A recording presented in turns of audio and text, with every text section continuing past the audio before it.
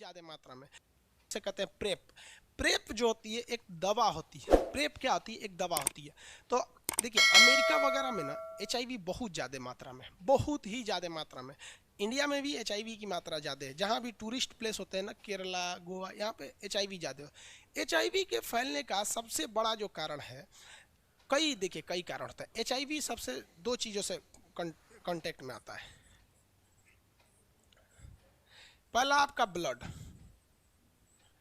अगर किसी HIV मरीज है, HIV फैलने के लिए याद रखिएगा सबसे जरूरी है कि एक किसी ना किसी को HIV होना चाहिए, अदरवाइज में HIV नहीं फैलेगा। ऐसा नहीं है कि हमारा ब्लड किसी दूसरे में चढ़ गया या उसका किसी और में चढ़ गया तो मतलब इफेक्टेड हो गया, तो ऐसा नहीं। कम से कम एक व्यक्ति को HIV होना चाहिए, अदरवाइज में HIV नहीं फैलेगा ब्लड के कांटेक्ट में। तो ब्लड के कांटेक्ट में आजकल सब सावधान रहते हैं। सब कोई भी सैलून में जाता है, बाल कटवाने नहीं कराते हैं तो रेजर बदलवा लेता है। क्यों? क्योंकि मान लीजिए कोई मरीज बैठा होगा, उसे HIV नहीं है, मान लीजिए उसे HIV नहीं, उसका कट गया और उसी रेजर से मेरा कट गया, तो बहुत बड़ी बीमारी नहीं होने वाली, थोड़ा सा वहाँ पे घाव हो जाएगा, इससे ज़्यादा नहीं। लेकिन जिस कोई HIV वाला बैठा है और उसका कट गया, तो उसके ब्लड में तो WBC था ही, और WBC में क्या मिल चुका है आपका हीम, उसमें HIV मिल चुका है, और उस ब्लड से हमको कट जाएगा तब हमें होगा। ऐसा नहीं है कि किसी के ब्लड से संपर्क में आ जाने से HIV हो जाता है, ऐसा नहीं है। कम से कम एक HIV का होना जरूरी है, तभी वो आगे में HIV दे सकता है। जैसे मान लीजिए किसी को कोरोना ही नहीं है, हम उसको ऐसे अपना ऐसे भाव दे दिए तो उसको कोरोना थोड़ी होगा, या वो हमको दे दे हम उसको दे दे, नहीं होगा भाव। एक का कोरोना पॉजिटिव होना चाहिए ताकि दूसरे को दे सके, वैसे एक का HIV होना चाहिए तभी वो दूसरे को दे सकता है। तो पहला ब्लड हो गया। दूसरा होता है सेक्सुअल डिस्चार्ज के समय, जब दो लोगों के बीच में सेक्सुअल रिलेशन होते हैं, शारीरिक संबंध बनाते हैं, तो अगर वो असुरक्षित है तो फिर उसमें क्या होगा कि जो सेक्सुअल डिस्चार्ज होते हैं, जो हार्मोन्स निकलते हैं सब, जैसे मेल में से निकलता है स्पर्म और फीमेल से निकलेगा आपका ओवम वगैरह, तो इस दौरान सबसे ज़्यादा HIV के वायरस ट्रांसप्लांट होते हैं, एक दूसरे में चले जाते हैं।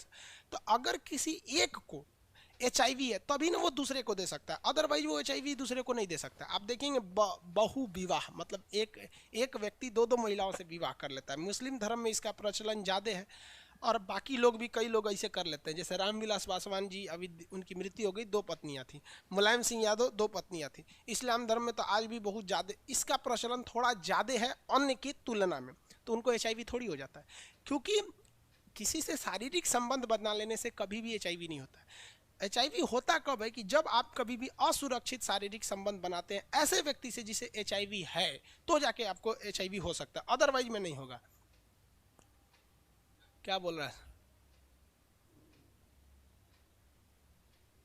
फोन क्यों नहीं लगता है प्रॉब्लम पूछने के लिए? उल्टा सीधा फोन आता है इसलिए बंद कर दिया जाता है।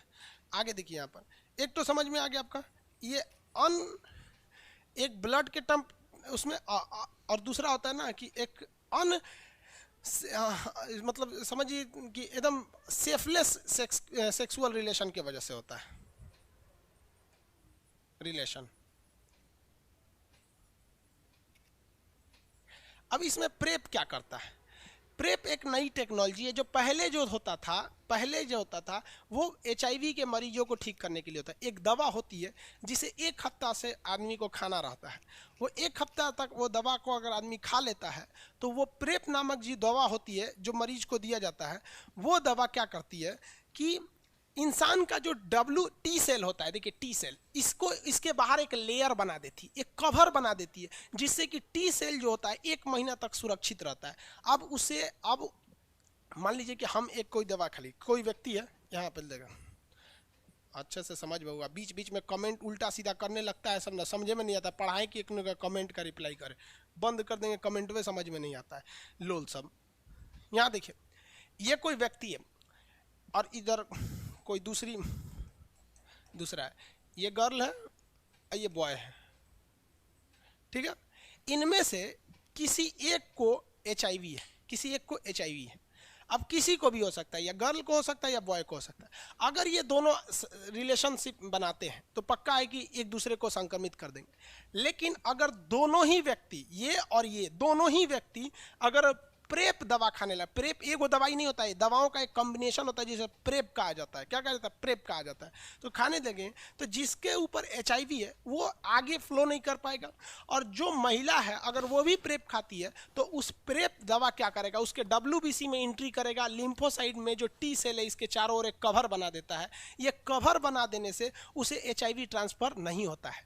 तो इसके लिए अब उसे कोई सेफ्टी लेने की जरूरत नहीं है। अब आप पढ़े लिखे लोग हैं, लोग इतना बच्चा तो है नहीं, बहुत सारी चीज़ें आते हैं, सब आपको भी पता है इतना पे, और अब इतना तो है नहीं कि जो पता नहीं है आप लोग को। तो इसके लिए सुरक्षा, अमेरिका वगैरह में आज भी बहुत से लोग मतलब सेफ रिलेशनशिप नहीं बनाते हैं।